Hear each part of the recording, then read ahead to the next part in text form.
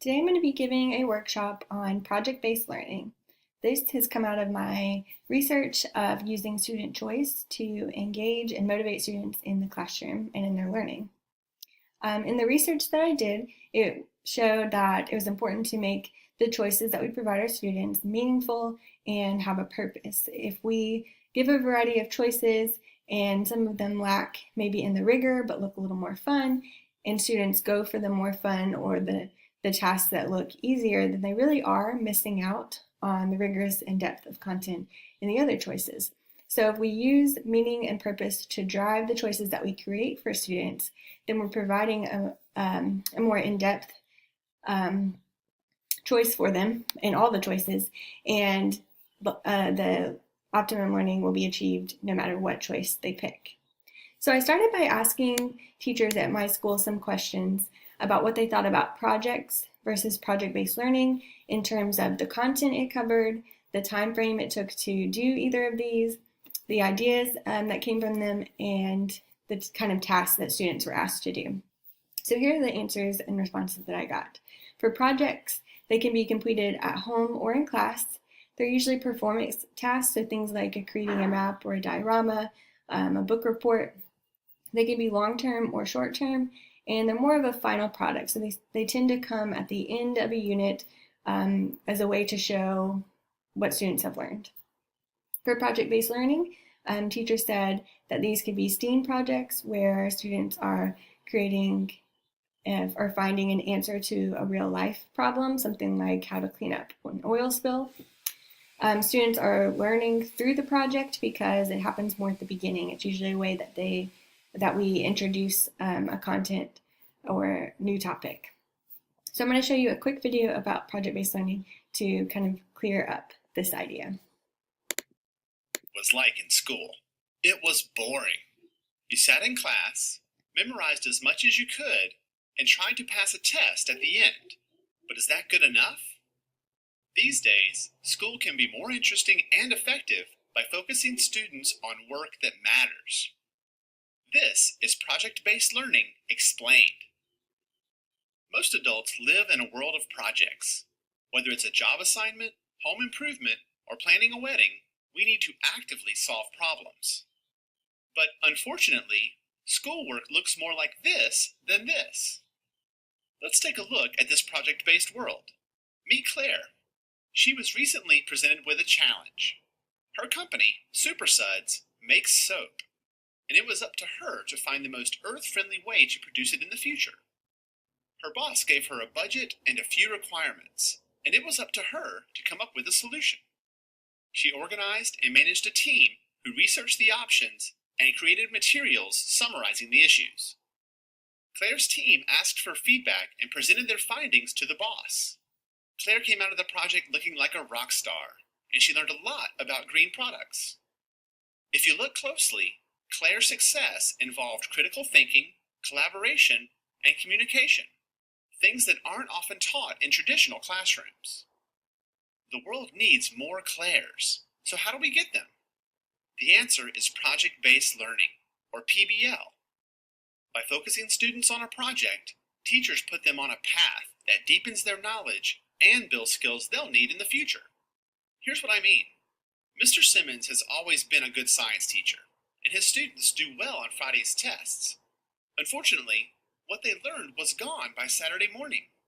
That wasn't good enough for him. Soon he learned about project-based learning and decided to give it a shot. Mr. Simmons got the idea for his first project on microorganisms when nearly half of his students were suddenly absent with the flu. He asked his students why they thought so many of their classmates got sick at the same time. That lively discussion produced a lot of good questions and a list of things the kids wanted to know. Mr. Simmons then announced their project was to help elementary school kids understand, how can we not get sick? After dividing the class into teams, he got them started on the project. It was up to the students to ask questions, research, collaborate, give each other feedback, and figure out the best ways to make their points clear to children. One team chose to make an educational video on the connection between hand washing and avoiding the flu.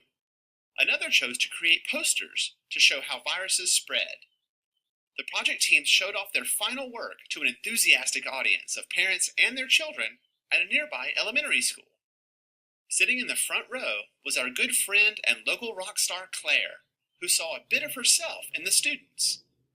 It was clear that the project was a success for the students, the audience, and Mr. Simmons.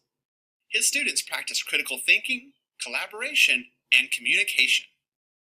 The project wasn't about memorization, but learning in depth about viruses and how to prevent spreading disease, a lesson they will never forget. At the end of the presentation, Claire introduced herself to the students and told them that they were rock stars and that the world needs more people who can think like them. To learn more about project-based learning, go to BIE.org. So as you saw in the video, project-based learning brings about a lot of different skills that just a test or a lecture in a class might not bring about. So these 21st century learning skills are coming out and improving the way that students communicate and problem solve and think critically about things. But it also improves the way that they feel about themselves as a learner. The video called them rock stars, but as the research has showed, we need to feel competent in what we're doing in order to be more motivated to continue. So this type of learning where students are seeing a lot of achievement in being able to answer their questions and solve problems can boost their motivation because they feel good about what they're doing. So project-based learning is a design-based model. It's similar to inquiry learning because students are asking the questions and then following where that takes them. It develops problem-solving strategies as well as the disciplinary knowledge, so you get both of those elements. Students play an active role in the problem solving because they're the ones kind of taking this and running with it, so to speak. And it's related to real-world problems. Some of the skills that are learned through project-based learning are real-life problem solving, efficient problem solving, independent learning, self-monitoring, and teamwork. The role that the teacher takes in a project-based learning is the subject matter expert or a resource guide. So the teacher might not have all the answers, but can be the one to provide the resources to the questions that students have when they don't have the answer for them. I really like that the teacher can be kind of a fellow learner with students, so they're mentoring them, kind of tutoring them, but they're also learning alongside them as the students ask questions that the teacher didn't prepare ahead of time and walks through how to get answers for those things. The teacher can also provide feedback throughout to kind of shift the way that students are going, and they model this thinking out loud. Maybe I don't know the answer to that, but here's how we could find it out. The students' role, they're the ones that are solving this problem or meeting the objectives that have been stated. You can do member roles, so when students work in groups, there could be a project leader, a facilitator, a recorder, and team members. I really like this diagram of comparing what doing a project looks like versus a project-based learning. So in doing projects here, the teacher has the knowledge and gives directions to students. They've created a project. So students follow those directions and they learn facts by following the directions, and then they can present the facts at the end and then the unit's over. So a lot in like what my teachers gave feedback on, of saying that a project usually is at the end, is kind of the final product of a unit to show that what they've learned. Whereas with project-based learning, the teacher starts by asking a question, and then students can take that in different directions of answering. And I love that it's not the only question that's asked. So students might have an answer that leads them in different directions because there's more than one right answer here. But they're going to continue to ask questions throughout that takes them even further in their learning. So as they're trying to find answers to this question, they're doing their own research, their own critical thinking, finding solutions, and kind of revising that process as they go. And then students are learning the information, but also developing these problem-solving skills as they're learning. And then at the end, students have applied their knowledge and skills to solve this real-world problem, and they're ready to answer more questions. So it's not an end-all, be-all. Maybe that question has been answered, they're finished with that one, but they're more ready to answer the next one, and they're going to continue improving in this process the more that they do. So the process of project-based learning is that students are given a problem or situation, oftentimes posed in a question. It would be important to give some objectives that you want students to meet to kind of guide the way that this should be done, or the final product that's given, and even giving a list of reference materials of maybe some resources that the teachers already found that they could go to. And then the questions that focus on the concepts and the applications. So we're going to talk about how to create those questions. So we call these driving questions because it's a difference between being direct and being open-ended. So a direct question would have one correct answer. It's based on quick facts, so you can either find the information quickly, or it's like recall, you already have the information. And these are necessary, but they're not going to be appropriate for the project-based learning driving question because it has a direct end.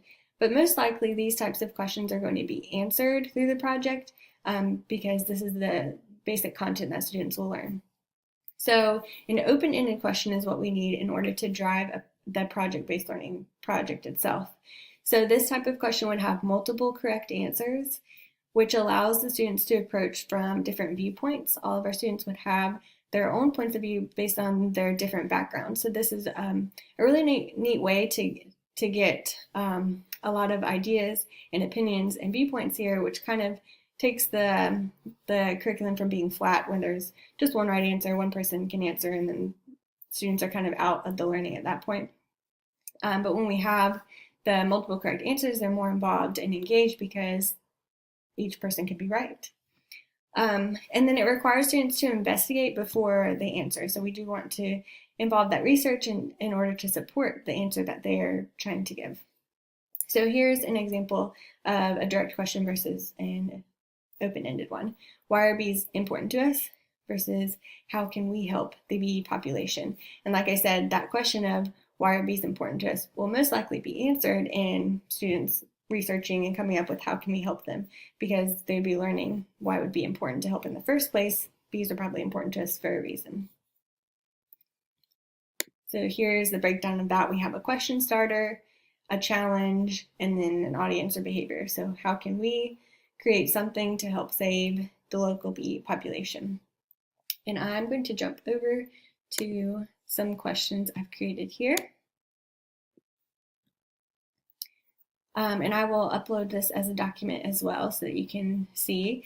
But the questions in bold are just kind of a fill in the blank, a starter for creating a driving question. So it's open-ended. It could really be changed and applied to any content area in any grade level.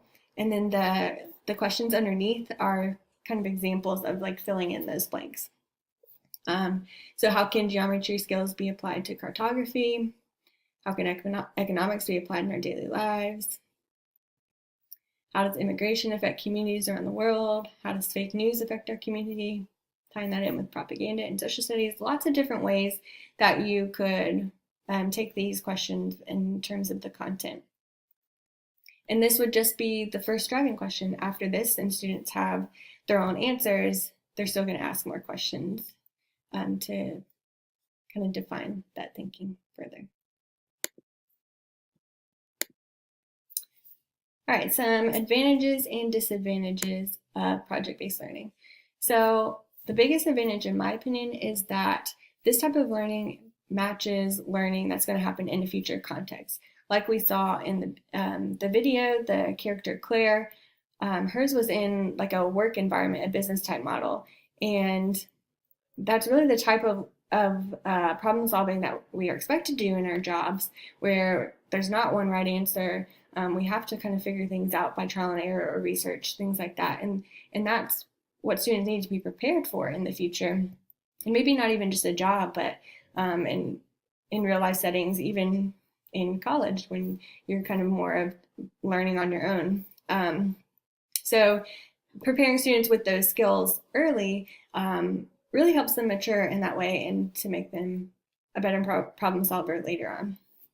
It also promotes a more full elaboration of information because we're able to cover more, because students' questions probably cover more than we would just choose to teach about based on the standards. So you get a more broad coverage of the topic. It also develops those 21st century skills. So the video talked about that communication and collaboration, critical thinking. There's also creativity because they have choice in the way that they go with things, interpersonal, self-management, task management, accountability, and civic responsibility. Some disadvantages of project-based learning are that it does have higher time demands, especially with it being kind of student-led. It can take a while, and with the many different ways you can go with it, there's not really a strict time frame that you can give. So it might take a little more time to fully go into all the content. It can also be difficult to change the teacher and student roles because it's not what we're used to, where the teacher really doesn't have all the answers and isn't just providing information to students. Students are also having to take a new role of not being able to just ask a question and get the answer, but they have to go seek it out. Still really great roles. It can just be difficult to change it up sometimes when they're not used to that. Formulating a problem that covers both a large goal and specific objectives can be difficult. Hopefully that list of driving questions that I created might be helpful in getting a jump start on something like that.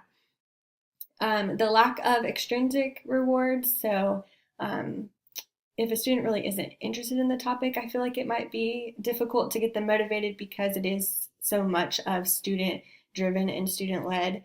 But like the video showed, with those types of problem solving and really getting to take ownership of it, students really are excited that that piece of the choice is what motivates them. And most likely they are researching and doing things that are interesting to them. So even just in the final project, like in the video where some students made a video, whereas others made a poster, the way that they get to do this project really is driven by them. So most likely they're picking something that is of their interest and it is going to be more motivating.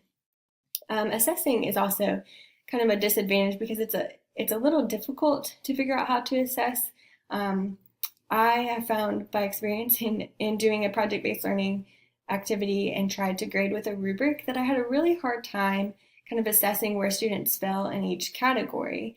So I've found some reflection questions that I feel like does a better job of assessing students' learning. So I picked a question from each of the sections. So there's backward looking, inward looking, outward looking, and forward looking. And I just picked one question from each section for students to answer. And I felt like it gave me a better idea of their learning, but it was also really powerful for students to look at their own learning in this way too. So I felt this would make a good assessment piece for project-based learning. So things with backward looking are kind of looking back at the beginning. How did you start? Have you ever done anything like this? What kind of information did you have, and how did you figure out how to get information that you didn't have? Inward looking, really looking at how students are learners, the type of learning that they liked, how did they feel about their work, things that they learned about themselves.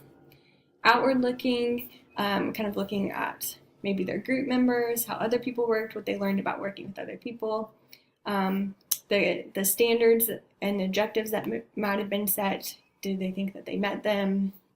And then forward looking, kind of branching out of the project, how could we improve if we did it again? Or what's something that I saw in someone else's work that makes me excited, I want to try next time, something that I might need more help with in the future, things like that. So I feel like these reflections give a really cohesive understanding of how students feel that they learned. And I think having them reflect on it also kind of solidifies what they've learned. So I feel like this would be a good alternative to kind of that assessment piece of the grade. So I hope that you give this a try in your class. I've got a couple of resources for you. Lots of project-based learning ideas are out there and great websites for you. So I hope that you try it out and would love to hear what you come up with.